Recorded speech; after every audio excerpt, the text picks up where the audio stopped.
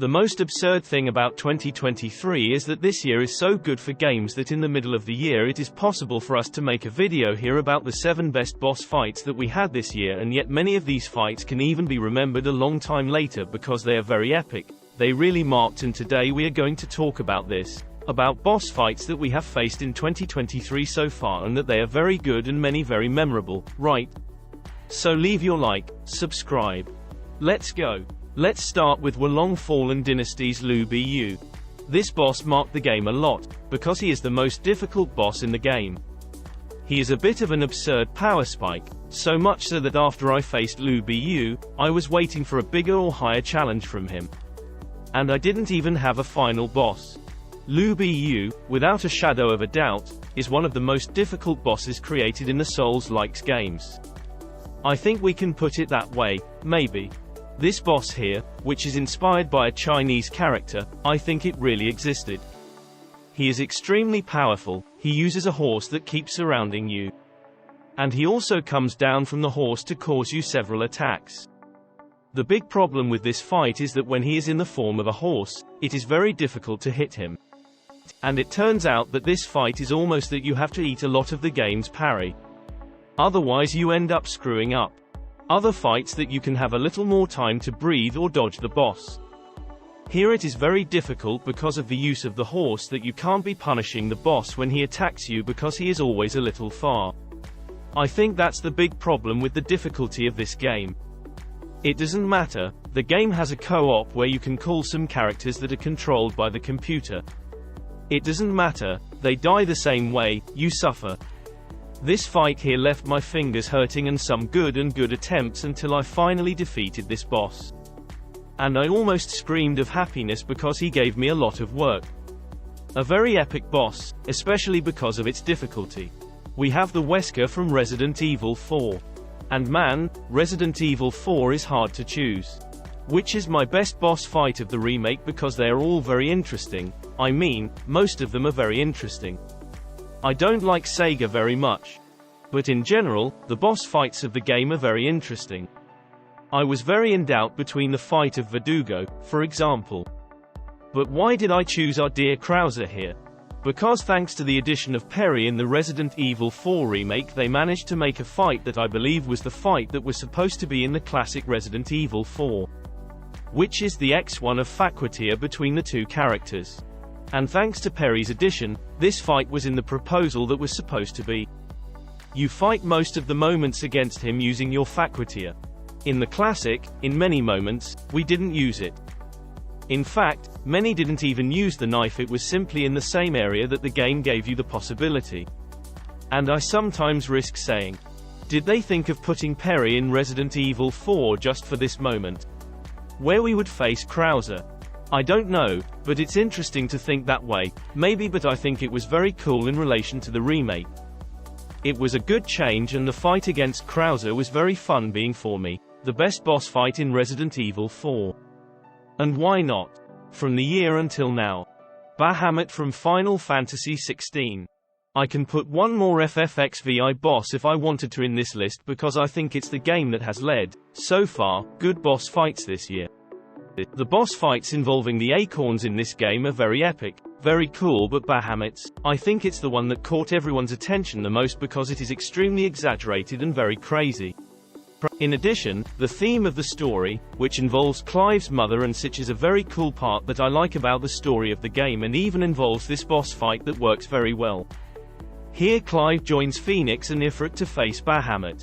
There are several phases of extremely epic fight that play a very cool song within the game, but the best part, without a doubt, is in the final part, where we go to the stratosphere and it's almost out of the planet, fighting in the skies, an extremely exaggerated business.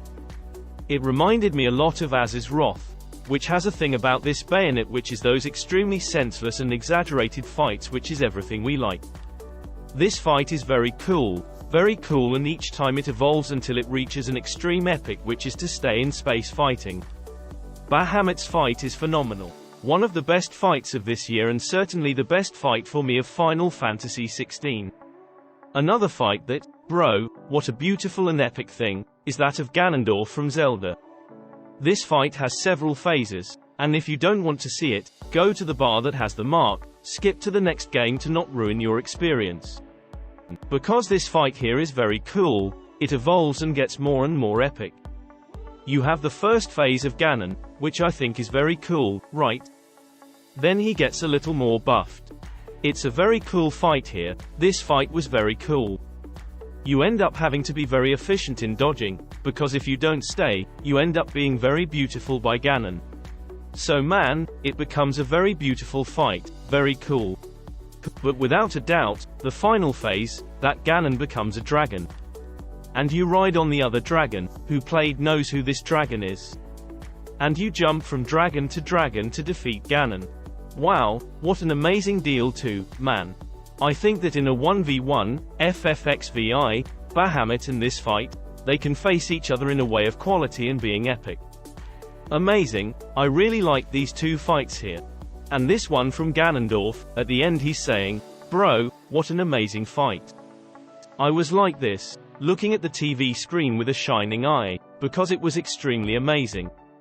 The twins of Atomic Heart this boss, he gets a little popular because of the visual and design, although Atomic Heart has not been a great game, first-person game, exploration where the robots took everything, terrible chaos, and we face two robots that are twins, and these fights are pretty cool.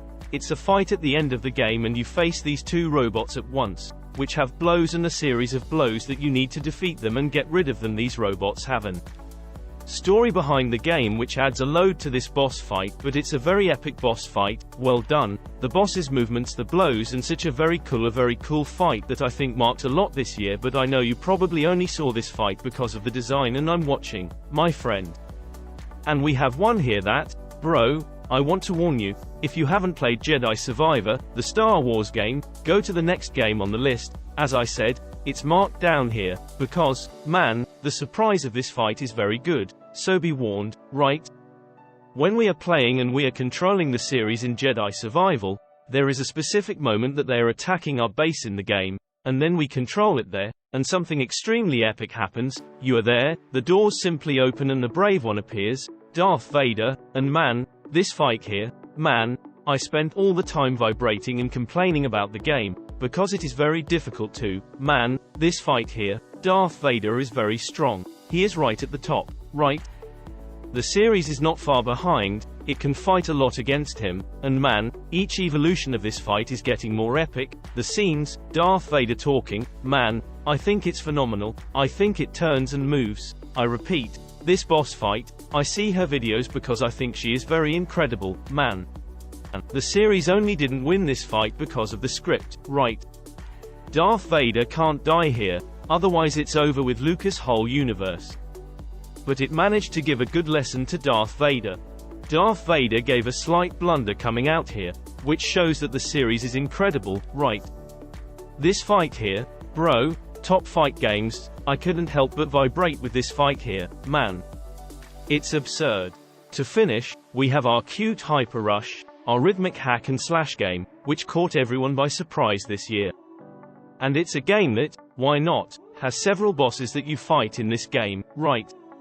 But we have one that I think is really cool, both for the visual music and even his own boss fight, which is Rockfort, who is the company's treasurer. Here we fight against this company, which was totally corrupted. It was a good company, right? And then the new people who came in there took it. They're just causing chaos there. And he's the guy responsible for the company's Mfunfa. He just talks about it, basically, Mfunfa. And man, for a start, the beginning of this boss fight is amazing because it plays Beethoven's Fifth Symphony, which mixes with a remix that comes from the game's boss fight. I think that's phenomenal.